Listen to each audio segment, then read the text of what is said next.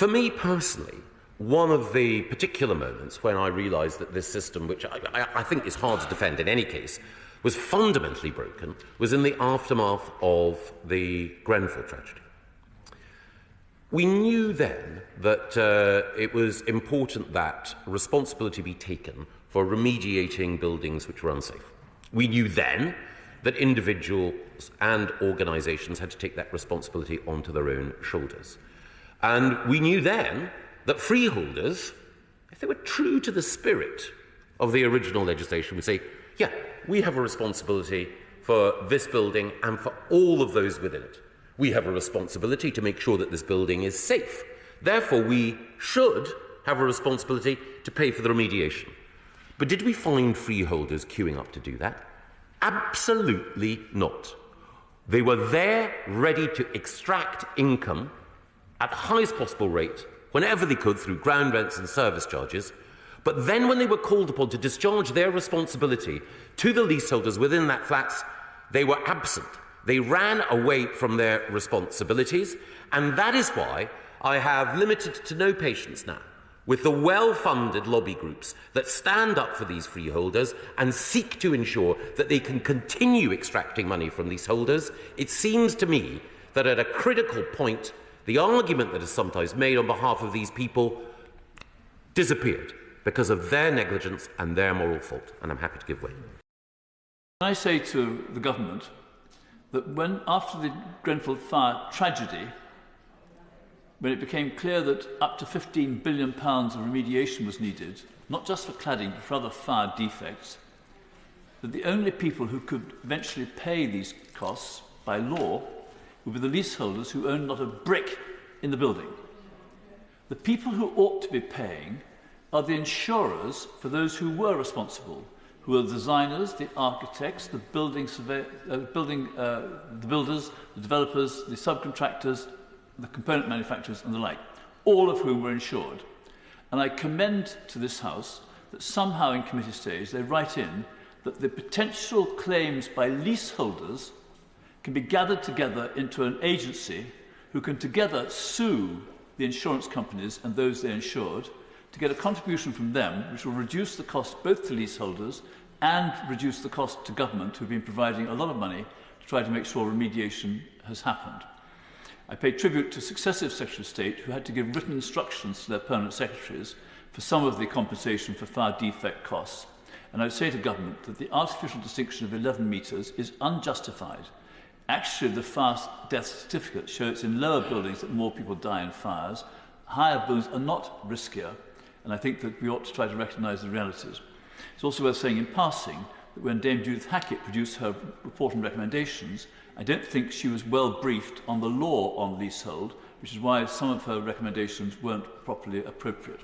I'm glad we've had a succession of ministers since Gavin Barwell who've actually put the government on the side of the leaseholders, and now knowing that there are 5 to 6 million of them. Well, I thank my right honourable friend for what he's saying. Will he also agree with me that one of the other challenges is that at some stage or other, these unsafe buildings were signed off under and being fit and proper buildings to be put up under building regulations? So that is another area where leaseholders have a claim, and a valid claim, against those individuals who signed them off, who are also insured. My good honourable friend, and I pay tribute to him for his work in this field. It's worth noting that the building standards were not done by those who signed off the building control people. They were set by government or quasi-government agencies. So government bears some responsibility as well, which I think they recognise. Turning to the assurances that we need to see on Section 24 managers, I have seen in recent weeks at least one freeholder is trying to wrest control of their building back from a court-appointed manager, a so-called Section 24 manager, by claiming it's incompatible with the Building Safety Act. This is obviously nonsense. If a freeholder has been found not to be managing their building properly, it shows some cheek to try and ditch a court appointee on such spurious grounds. And while we have the Minister at the dispatch box, I wonder if he would take the opportunity to give the government view on this. I welcome the government's intention to bring forward measures on building safety that will make sure remediation continues to accelerate and to make it easier to ensure the right people pay. And could I press the Minister for a little more detail on his intentions there, because I know that people right now, even as we speak, are making serious decisions about their own finances. The Minister who's in his place is aware of Barrier Point in my constituency, comprising 8 towers and 257 apartments. Tower 8, the largest of them, has 50 apartments and it has a flammable cladding problem. In 2017, buildings insurance for the whole of Barrier Point cost £104,000. This year, or rather last year, Aviva, who insured the block, previously refused to quote. So this year, residents have ended up paying £443,547 £443,547 for insurance. And Tower 8 residents have shouldered that huge increase at a cost of between £6,000 and £12,000 each. Now, I'm grateful both to Aviva and to Barratt, who built the building, for meeting residents to try and find a way forward. And I'm also grateful to the Minister for the interest that he's shown in this and for his agreement to visit. I hope we'll have a date for that very soon. But I can see that this bill could go some way to tackling the problems. I welcome in particular clauses 27, 28, 29, which increase transparency around service charges, give occupants the right to obtain information about service charges and costs on request. Clauses 30, 34, 35 help to enforce those rights and rebalance the costs of litigation in their favour. The FCA 2022 report on insurance for multi-occupancy buildings found that commission is often at least 30% on a transaction, and they found one case where it was over 60%. And they worried that insurance commissions lack transparency, and they feared the conflict of interest that stemmed from brokers regularly sharing half their commission with the freeholder or the managing agent. Replacing commission with transparent handling fees, as clause as is 31 and 32 envisage, should certainly help. But they're unlikely to... I will grab you one. I appreciate everything that he's saying. He'll be aware, though, that many companies of freeholds, what they will also do is they'll set up an arm's length company, which is the broker. So they're taking a double take in terms of the commission. It's not just that they get a cut from the broker, they are the broker. My honourable friend makes an important point, and I welcome his work on this area over a long period. But the changes in the bill aren't likely to do much to help residents in Barrier Point. They've exercised their right to manage. The FCA argued, and I quote, "The intervention most likely to reduce prices for the minority of multi-occupancy buildings with the most substantial price increases would be cross-industry risk pooling." So I was pleased to hear from the Secretary of State in answer to my intervention earlier that he's going to be meeting this week with the ABI. The ABI initiative on this does appear up till now to have stalled. The FCA recommended that the ABI work with them and the government to introduce a risk pooling scheme in 2022. The scheme was then expected to come forward last summer. We are still waiting. I'm hoping, perhaps as a result of the meeting that the Secretary of State has told us about that he's holding this week, perhaps things will get moving. I checked with the FCA last week about this. They say that the ABI plan is, I quote, credible and capable of delivering savings to those worst affected buildings, but they went on to add that the plan is delayed with no firm launch date because the ABI is struggling to secure the reinsurance capacity required. That seems to be the obstacle. I'm very much hoping that the Secretary of State at his meeting can find a way to push this forward. The ABI urged the government to increase capacity by backing catastrophic losses in the scheme. They did that most recently in June. I wonder whether the Minister, in winding up, could tell us whether that appeal has been considered by the Department, whether there is a prospect that at the meeting with the Secretary of State later this week that might be taking forward, and when he does now think that risk pooling will commence. On remediation, there's a power imbalance, I think, between leaseholders and freeholders, and that's highlighted to me by Barrier Point residents, and the bill doesn't really address this. Section 72 of the Building Safety Act 2022 makes a right to manage company the accountable person for a high-risk multi-occupancy building, making the directors criminally liable if negligence can be proved. The same Act, however, only requires that freeholders cooperate with accountable persons without any enforcement mechanism in place at all. So the freeholder at Barrier Point has held up remediation works for several months, refusing to sign off on them. The directors of the right to manage company are desperately wanting to fulfil their legal obligations, but they are left liable because of the refusal of the freeholder to say okay, and there's no comparable liability on the freeholder. That does seem wrong, and I wonder whether that imbalance can be addressed in the course of the bill's passage through the House. The Minister said in oral questions just last week that the government does plan to bring changes to the bill as it goes through Parliament, and I hope he will consider how that imbalance can be addressed to make sure that remediation work can go ahead in a case like that one, which I suspect is by no means unique. And finally, I just want to refer to a particular building that is not in my constituency, but in my neighbouring constituency. This building has 13 floors. It still has the old Grenfell style cladding on it. We all know the tragedy of Grenfell, but the owners of the building are refusing point blank to deal with removing the cladding unless and until they're given planning permission to actually build higher on top of the building so they can sell more property to pay for the cost of remediating the cladding. This self-same building company, Ballymore Estates, of course now have a planning application in front of, well, they haven't yet submitted the planning application.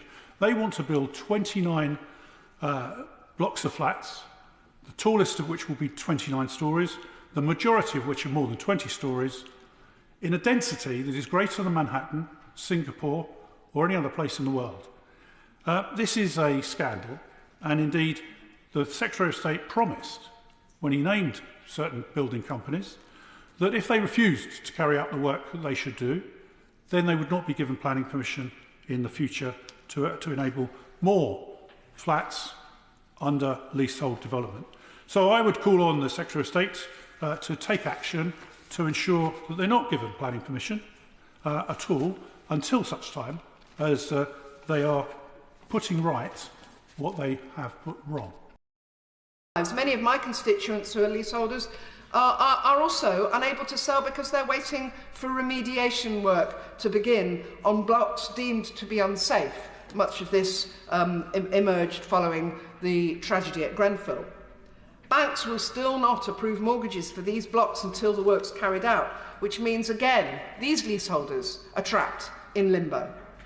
In one case in my constituency, Galliard Homes have delayed and delayed taking any action despite promises that it would start months ago. Leaseholders in blocks below 12 metres are also still responsible for having to fund building safety fixes. They were carved out and left to deal with the crisis themselves. For one of my constituents, this means a £20,000 bill hanging over their head. The building safety crisis is a wider symptom of the building culture that the leasehold system encouraged, a system where a small number of people and companies are able to make a huge profit with absolutely zero oversight of the build quality. Leaseholders in Neville House in Westminster are living in a cladding nightmare.